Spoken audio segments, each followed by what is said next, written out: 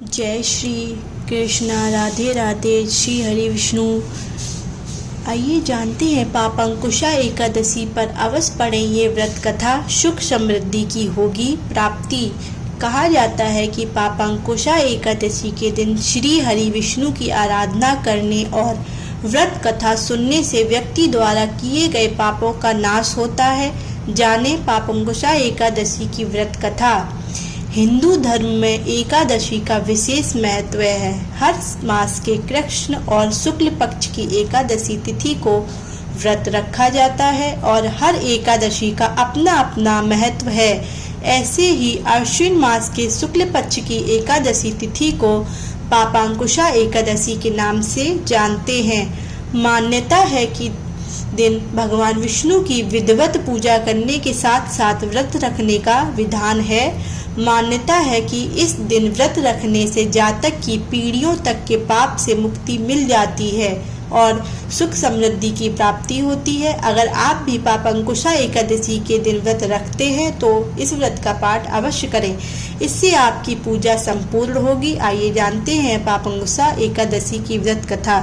धर्मराज युधिष्ठिर कहने लगे कि हे भगवान, अश्विन शुक्ल पक्ष एकादशी का क्या नाम है? आप कृपा कर इसकी विधि और फल कहिए। श्री कृष्ण कहने लगे कि हे युधिष्ठिर, पापों का नाश करने वाली एकादशी का नाम पापांकुशा एकादशी है। हे राजन, इस दिन मनुष्य को विधि पूर्वक विष्णु जी की पूजा करनी चाहिए। श्री कृष्ण बताते हैं कि प्राचीन समय की बात है, विंध्याचल पर्वत पर एक बहुत ही क्रूर बहेलिया रहता था। उसका नाम क्रोधन था। उसने जीवन भर निर्दोष पशु पक्षियों और जीवों की हत्या की थी।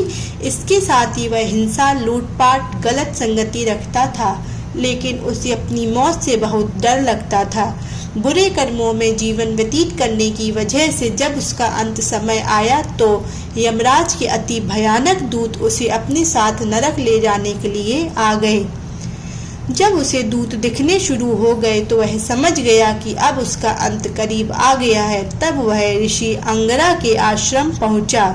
वहां जाकर उसमें ऋषि से प्रार्थना की कि आप मेरी सहायता कीजिए। तब ऋषि अंगरा ने उनसे कहा कि पहले तुम यह संकल्प लो कि तुम श्री हरि की शरण में हो और फिर अश्विन मास के शुक्ल पक्ष में आने वाली एकादशी तिथि यानी पापांकुशा एकादशी के दिन व्रत रखना। इससे तुम्हारे सारे पाप नष्ट हो जाएंगे, जिससे तुम्हें नरक नहीं भोगना पड़ेगा।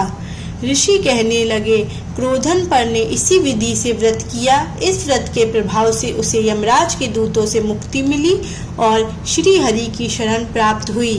तब से ही पापांकुशा एकादशी का व्रत किया जाने लगा। जो लोग भी अपने पापों से मुक्ति पाना चाहते हो तो उन्हें इस दिन व्रत